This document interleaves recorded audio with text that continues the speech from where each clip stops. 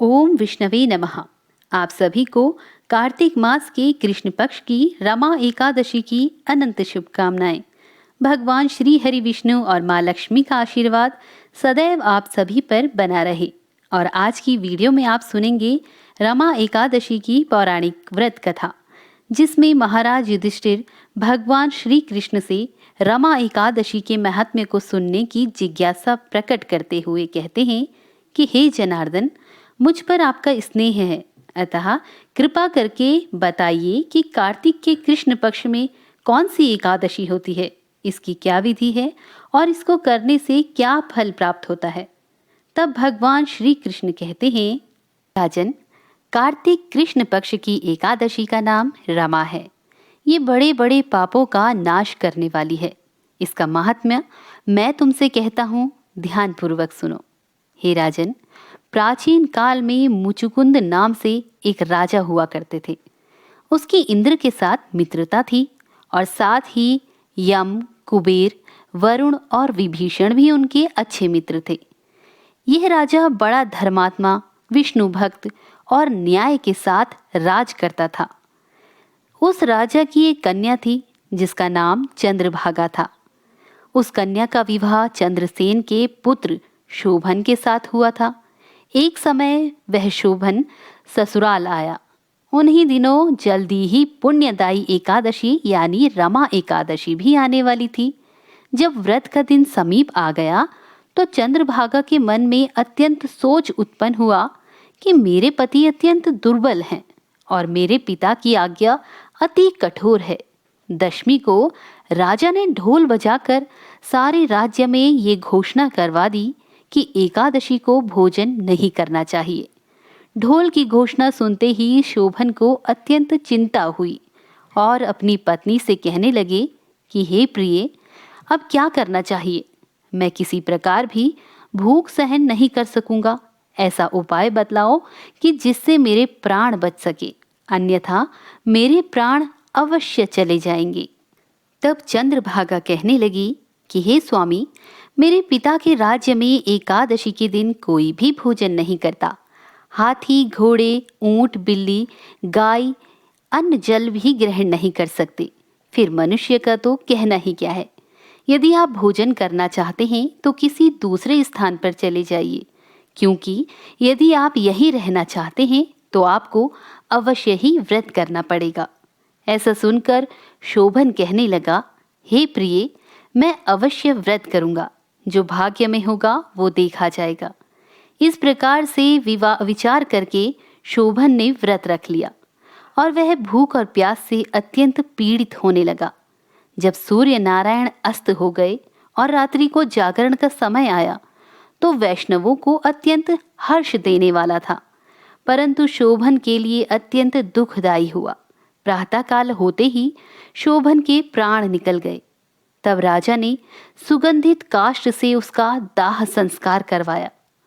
चंद्रभागा इस अपने पति की अंत्येष्टि क्रिया के बाद अपने पिता के घर में रहने लगी।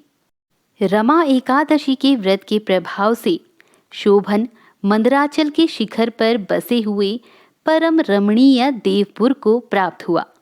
वहां शोभन द्वितीय कुबेर की भांति शोभा पाने लगा। राजा मुचुकुंद के नगर में सोम शर्मा नाम से विख्यात एक ब्राह्मण रहते थे। वे तीर्थ यात्रा के प्रसंग से घूमते हुए कभी मंदराचल पर्वत पर गए। वहां उन्हें शोभन दिखाई दिए। राजा के दामाद को पहचान कर वे उसके समीप गए। शोभन भी उस ब्राह्मण सोम शर्मा को आया जानकर शीघ्र ही आसन से उठकर खड़े हो गए और उन्हें प्रणाम किया। फिर अपने ससुर राजा मुचुकुंद का, प्रिय पत्नी चंद्रभागा का और समस्त नगर का कुशल समाचार पूछा।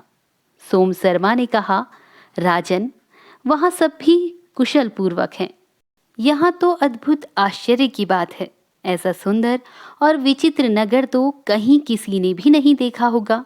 बताओ तो सही, तुम्हें इस नगर की प्राप्ति कैसे हुई? तब शोभन बोले, ब्राह्मण देव, कार्तिक के कृष्ण पक्ष में जो रमा नाम की एकादशी होती है, उसी का व्रत करने से मुझे ऐसे नगर की प्राप्ति हुई है।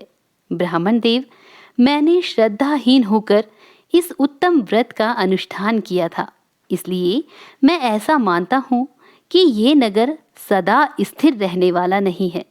आप मुचुकुंद की सुंदरी कन्या चंद्रभागा से ये सारा वृतांत कहिएगा। शोभन की बात सुनकर सोम शर्मा ब्राह्मण मुचुकुंदपुर में गए और वहां चंद्रभागा के सामने उन्होंने सारा वृतांत कह सुनाया। सोम शर्मा बोले, देवी, मैंने तुम्हारे पति को प्रत्यक्ष देखा है और इंद्रापुरी के समान सुंदर नगर का अवलोकन भी किया है। वे उसे अस्थिर बतलाते हैं, तुम उसको स्थिर बनाओ। तब चंद्रभागा ने कहा, ब्रह्म ऋषि, मेरे मन में पति के दर्शन की लालसा लगी हुई है। आप मुझे वहां ले चलिए, मैं अपने व्रत के पुण्य से उस नगर को स्थिर बनाऊंगी।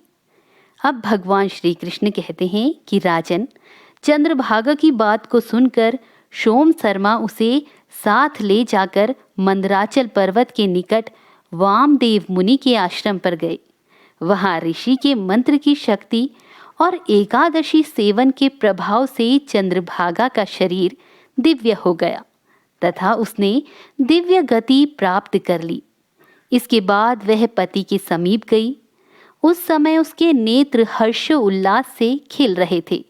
अपनी प्रिय पत्नी को आया देख शोभन को बड़ी प्रसन्नता हुई। उन्होंने उसे बुलाकर अपने वाम भाग में सिंहासन पर बैठाया। उसके बाद चंद्रभागा ने हर्ष में भरकर अपने प्रियतम से यह प्रिय वचन कहा, नाथ, मैं हित की बात कहती हूँ, सुनिए। पिता के घर में रहते समय जब मेरी अवस्था 8 वर्ष से अधिक हो गई, तभी से लेकर आज तक मैंने जो एकादशी के व्रत किए हैं और उनसे मेरे भीतर जो पुण्य सिंचित हुआ है, उसके प्रभाव से ये नगर कल्प के अंत तक स्थिर रहेगा तथा सब प्रकार के मनोवांछित वैभव से समृद्धिशाली होगा। हे राजन, इस प्रकार रमा एकादशी के व्रत के प्रभाव से चंद्रभागा दिव्य भोग, दिव्य रूप और दिव्य आभरणों से विभूषित हो अपने पति के साथ मंदराचल के शिखर पर विहार करती है। हे राजन, मैंने तुम्हारे समक्ष रमा एकादशी का व्रत का वर्णन किया है। ये चिंतामणि तथा कामधेनु के समान सब मनोरथों को पूर्ण करने वाली है। मैंने दोनों पक्षों की एकादशी के व्रतों का पाप नाशक महात्म्य आपको बताया है। जैसे कृष्ण पक्ष की एकादशी है, वैसे ही शुक्ल पक्ष की भी है। उनमें भेद नहीं करना चाहिए। जैसे सफ़ेद रंग की गाय हो या काले रंग की, दोनों का दूध एक सा ही होता है। इसी प्रकार दोनों पक्षों की एकादशियां समान फल देने वाली हैं। जो मनुष्य एकादशी व्रतों का महात्म्य सुनता है, वह सब पापों से मुक्त हो श्री विष्णु लोक में प्रतिष्ठित होता है। बोलिए विष्णु भगवान की जय।